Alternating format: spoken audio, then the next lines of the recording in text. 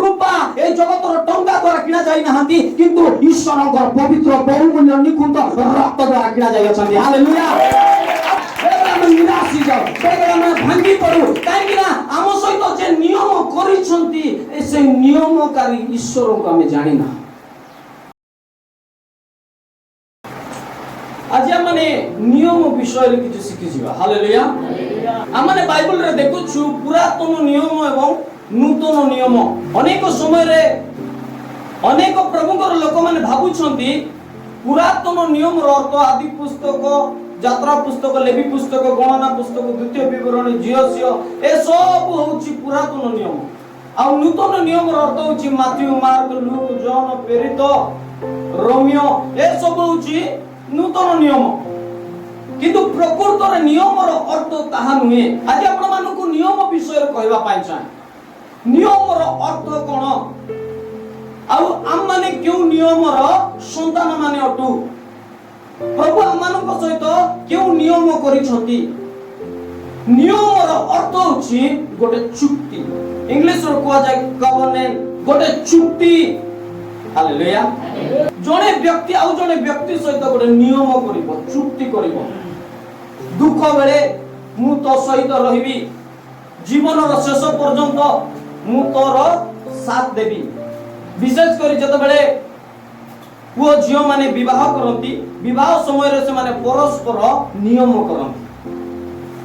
जीवन सारा साथ रहिबा पाए दुख रे सुख रे अभाव रे दुर्दशा रे समस्या रे मु तोर हाथ केबे मध्ये छाड़ीबी नाही। से माने नियम करन एटा को कुआ जाय गोटे नियम, गोटे चुक्ति, गोटे कॉन्ट्रैक्ट हमें कहि पारबा। हेले एई संबंध रे पुरातन नियम कोन अटे, नूतन नियम कोन अटे, आ माने केउ नियम रो लोक माने अटे। नियम सबुठारो शक्तिशाली विषय अटे। आपण माने नियम रो विषय जदि जानिबे, आपण माने केउ नियम रो संतान माने अटंती ए विषय को जदि आपण माने जानिबे, आपण मानको जीवन रो शैतान केबे मध्ये प्रवेश करि पारिबा ना। हालेलुया।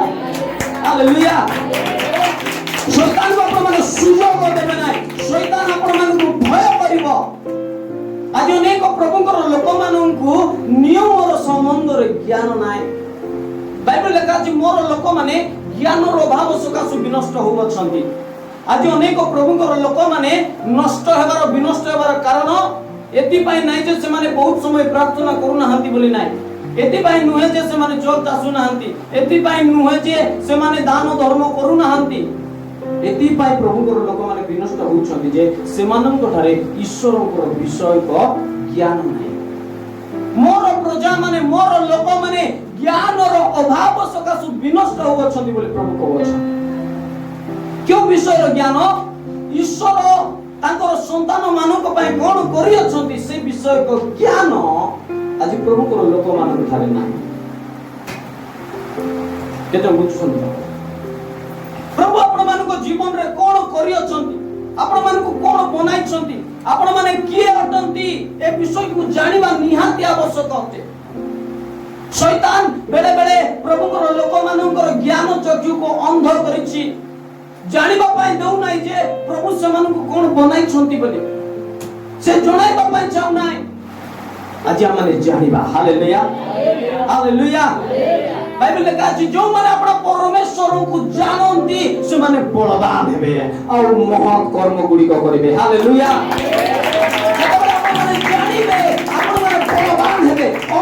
बलवान हेबे, आत्मिक भाव बलवान हेबे, शैतान रो प्रत्येक अस्त्र शस्त्र विरुद्ध रे ठिया उठिबा पय आपण मानकु गोटे साहस आसीबो, आपण मानकु गोटे विश्वास जन्म हेबो, विश्वास जात हेबो। आपण मानकु जीवन रे जदी विश्वास को बढ़ाइबा पय चाहउछंती, आपण मानकर व्यक्तिगत जीवन रे विश्वास बढ़ु बोली चाहउछंती, ईश्वर को संबंध रे ज्ञान भितरे प्रवेश करांती। जेते आपण माने प्रभुंकर विषय को ज्ञान आपण अंतर रे प्रवेश कराइबे, आपण मानकर विश्वास स्तर सेते अधिक रु अधिक वृद्धि पाइबो। हालेलुया। हालेलुया। तो प्रभु आमनक सहित नियम करि अछंती। हालेलुया। परमेश्वर सदा प्रभु परमेश्वर मनुष्य मानक सहित नियम करि अछंती। पुरातन काल जदि देखिबा परमेश्वर विभिन्न लोक मानक विभिन्न समय से नियम करुथिले हालेलुया आ नियम विशेष करी ज्योति लोक माने बा एवरी लोक माने से माने नियम को बहुत गुरुत्व दियंती सेति भाई गोटे एवरी भाई आ गोटे एवरी भाई सहित से माने नियम करंती प्रथम सामुएल 18 अध्याय 1 रु आपण माने जदि पढिबे सेति जोनाथन दाऊदक सहित गोटे नियम करूछंती विशेष करी नियम से माने करंती जो माने बलवान व्यक्ति माने अनेक समय रे बाइबल रे हम देखुछु बलवान लोक माने दुर्बल लोक मानक सहित नियम करूथिले जोनाथन निजर वस्त्र काढी की दाऊद को देई देले निजर बेल्ट को काढी दाऊद को पिंधाइले और कहले आजि थर मु आ तुमे एठारे नियम करूछु मु जदि न थिबी मोर परिवार रो दायित्व तमे नेबो तमे जदि न थिबो तमर परिवार रो दायित्व मु नेबी परस्पर नियम करे आमे आ परस्पर युद्ध करूमु आमे परस्पर मित्र एक पद लेखा अछि अनंतर साउलक सहित ताकर कथा समाप्त होते जोनाथन रो प्राण दाऊदकर प्राण रे संलग्न हैला आ जोनाथन अपना प्राण परी तांकु स्नेह कला तीन पद लेखा अछि आ जोनाथन दाऊदक अपना प्राण परी स्नेह करिबारो से माने एक नियम कले हालेलुया इति गोटे नियम देखुछु जोनाथन केमिति नियम करूछन्ते निजर वस्त्र देख नियम करू निजर वस्त्र देवार अर्थ निजर शक्ति को देवा निजर सामर्थ्य को देवा निजर पोजीशन को देवा हालेलुया जते बेले ए माने नियम करिछन्ती जोनाथन एवं साउल जते बेले युद्ध रे मरि गले जोनाथन रो गोटे पुआ थिला जानकर ना मेफीबोशेथ से गोटे छोटा दाऊद जते बेले राजा हेले जोनाथन सहित करितिबा नियम को से स्मरण कले मु जोनाथन सहित नियम करिछि जोनाथन रो वंश रो जदि के अछंती ताकू मो कति ज्ञान मु तार भरण पोषण करिबी हालेलुया लोक माने मेफीबोशेथ को आनिले दाऊद जोनाथन सहित करितिबा नियम को स्मरण कले मने पकाइले मु तुमरो पिता सहित नियम करितिली तेणु करी आज मु तुमरो यत्न नेबी मेफीबोशेथ जोनाथन रो संतान एबे दाऊदंकर सहित राज सिंहासन रे जीवन सारा राजा भरे जीवन यापन करे हालेलुया काई ना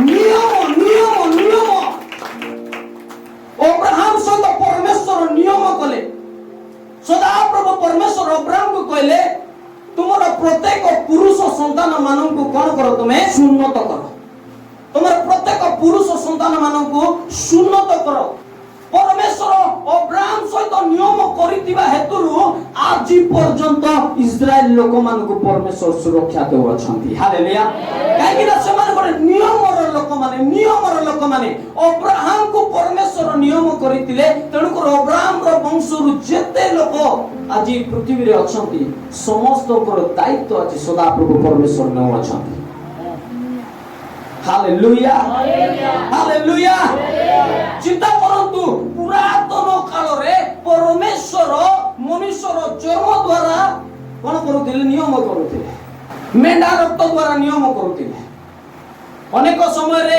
केमिति नियम करूथिले लोक माने ना को बदलाउथिले ना को करूथिले ना देई करी नियम करूथिले निजर शेष ना अब्राहम सहित परमेश्वर केमिति नियम कले आजि दारु तुम नाम कोला बनाए अब्राहम हेबो ना किंतु अब्राहम हेबो तार अर्थ परमेश्वर जे जिहोवा ताकर ना को कोन कले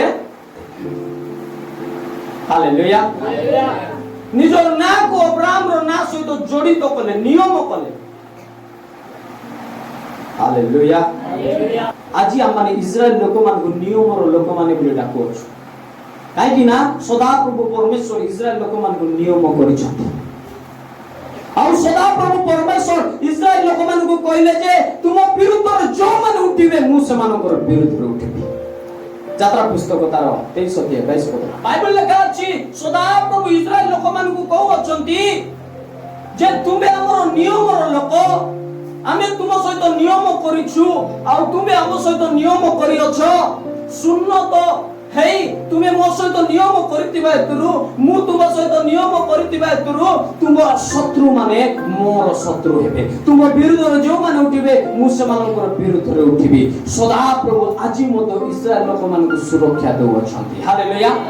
ଆପଣମାନେ ଯଦି ଇସ୍ରାଏଲର ଇତିହାସକୁ କାଢ଼ିବେ, ଇସ୍ରାଏଲ ଲୋକମାନେ ସୁରକ୍ଷିତ ଲୋକମାନେ ଅଟନ୍ତି।